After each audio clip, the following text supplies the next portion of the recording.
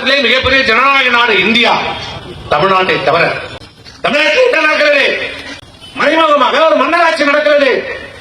ஒரு குடும்பத்திற்கான ஆட்சி நடைபெற்றுக் கொண்டிருக்கிறது. பேரறிஞர் அண்ணாவால் தொடங்கப்பட்ட இயக்கம், அந்த இயக்கம் இன்றைக்கு கருணாநிதி குடும்பத்திடம் அழைத்து வைக்கப்பட்டிருக்கிறது, அடமானம் வைக்கப்பட்டிருக்கிறது. கருணாநிதிக்கு பிறகு ஸ்டாலின், ஸ்டாலினுக்கு பிறகு இன்னைக்கு உதயநிதி ஸ்டாலினுக்கு பிறகு இன்பநிதி. இப்படி வாரிசு அரசியல், மன்னர் அரசியல் இன்னைக்கு தமிழகத்தில் நடைபெற்றுக் கொண்டிருக்கிறது. மக்களுடைய வாக்குரிமை இன்னைக்கு கேலி கூத்தாக்கப்பட்டிருக்கிறது. ஜனநாயகம் என்ற பெயரிலே இன்னைக்கு மக்களை இந்த அரசு, திமுக ஆட்சி, திராவிட முன்னேற்ற கழகம் தமிழ்நாட்டை சுரண்டி கொண்டிருக்கிறது, கொள்ளையடித்துக் கொண்டிருக்கிறது. ஒரு குடும்பம் கொழுத்துக் கொண்டிருக்கிறது, வாழ்ந்து கொண்டிருக்கிறது. 67க்கு முன்பு கருணாநிதியுடைய நிலைமை என்ன? அந்த குடும்பத்துடைய நிலைமை என்ன? பெண்கள் வருவதற்கு வசதி இல்லாமல் டிக்கெட் இல்லாமல் தேவையை வந்த கருணாநிதிக்கு இத்தனை ஆண்டு காலத்திலே கருணாநிதியுடைய சொத்து என்ன? அவருடைய நிலைமை என்ன?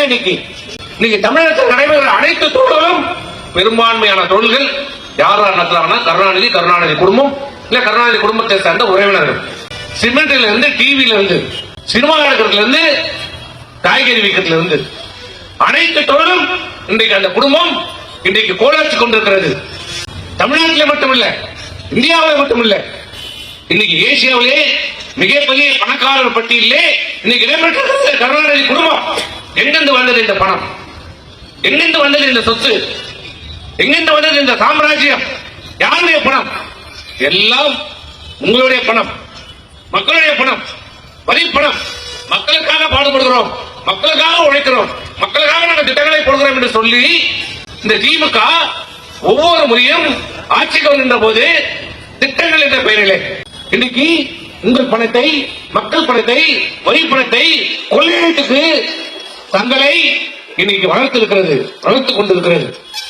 இன்னும் இந்த மக்களை ஏமாற்றிக் கொண்டிருக்கிறது. அந்த திமுகவிலே இருக்கின்ற தலைவர்கள், பேரறிஞர் அண்ணாவுடன் பயணித்தவர்கள், அவரை தலைவராக கொண்டு பயணித்தவர்கள் எல்லாம் இன்னைக்கு என்ன சொல்லுகிறார்கள்?